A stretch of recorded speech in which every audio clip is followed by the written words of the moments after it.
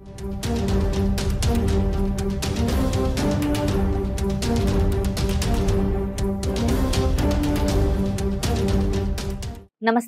ప్రకాశం జిల్లాలోని జనరల్ నియోజకవర్గంలో మార్కాపురం ఒకటి. రెడ్ల హవా ఎక్కువ ఉండే ఈ నియోజకవర్గంలో రాజకీయాలు యమారంజుగా ఉంటాయి.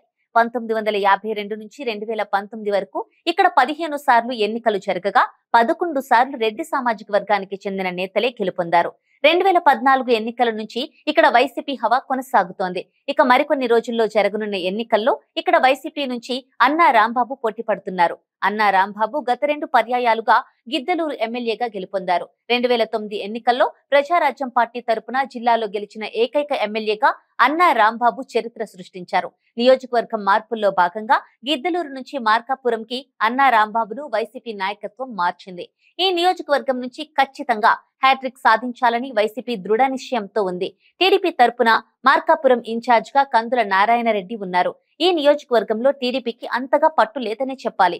ఇక్కడి నుంచి టీడీపీ కేవలం 2 సార్లు మాత్రమే గెలిచింది. 1983లో తొలిసారి, ఆ తర్వాత 2009లో మరోసారి. అంతే. 1983లో వివి నారాయణరెడ్డి, 2009లో బాలనారాయణరెడ్డి గెలిచారు. జనసేన నుంచి ఇమ్మడి కాశీనాథ్ ఇన్ఛార్జ్ గా ఉన్నారు. పొత్తులో భాగంగా ఈ ఇద్దరి నేతల్లో ఎవరో ఒకరికి పోటీ చేసేందుకు ఛాన్స్ దక్కే అవకాశం ఉంది. లేదంటే మరొకరిని అభ్యర్థిగా ప్రకటించినా ఆశ్చర్యపోనక్కర్లేదు. 2009లో ఇక్కడ వైసీపీ తరపున కందూరు పెదనాగార్జున రెడ్డి గెలిచారు.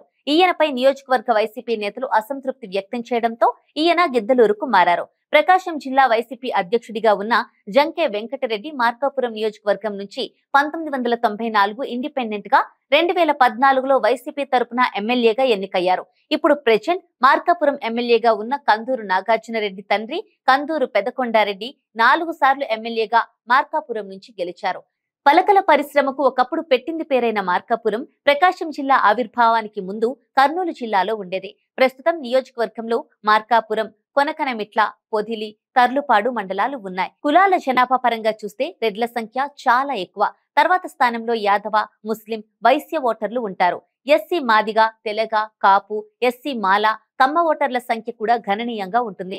రాజకీయ పెత్తనమంతా రెడ్లదే. కుల సమీకరణలు వారికి కలిసి వస్తుండటం దీనికి ప్రధాన కారణం. ఇక్కడ నుంచి 1983లో గెలిచిన వివి నారాయణరెడ్డికి మాత్రమే మంత్రి పదవి దక్కింది. అది కూడా అప్పటి నాదెండ్ల భాస్కరరావు కేబినెట్ లో నెల రోజులు మాత్రమే. ఆ తర్వాత ఇంతవరకు మార్కాపురం నుంచి గెలిచిన వారికి ఎవ్వరికీ మంత్రి పదవి రాకపోవడం విచిత్రం. 1952, 1955 ఎన్నికల్లో ఇక్కడి నుంచి కృషికార్ లోక్ పార్టీ నుంచి ఒకసారి ఎన్ వెంకటయ్య, మరోసారి కందుల ఓబుల్రెడ్డి గెలిచారు. 1962లో ఓబుల్రెడ్డి కాంగ్రెస్ తరపున ఎమ్మెల్యే అయ్యారు. 1967 చప్పిడి వెంకయ్య ఇండిపెండెంట్ గా, 1972లో ఎంఎన్ బేగ్ కాంగ్రెస్ తరపున, 1978లో సిపిఐ నుంచి పూల సుబ్బయ్య మినహాయిస్తే ఈ నియోజకవర్గంలో ప్రతిసారి జరిగిన ఎన్నికల్లో ఇక్కడ రెడ్డి సామాజిక వర్గానికి చెందిన నేతలే విజయం సాధిస్తూ వస్తున్నారు. భౌగోళిక పరిస్థితులను చూస్తే మెట్ట ప్రాంతమైన పశ్చిమ ప్రకాశంలో వెలుగొండ ప్రాజెక్టుపై ఇక్కడ ప్రజలు గంపెడు ఆశలు పెట్టుకున్నారు.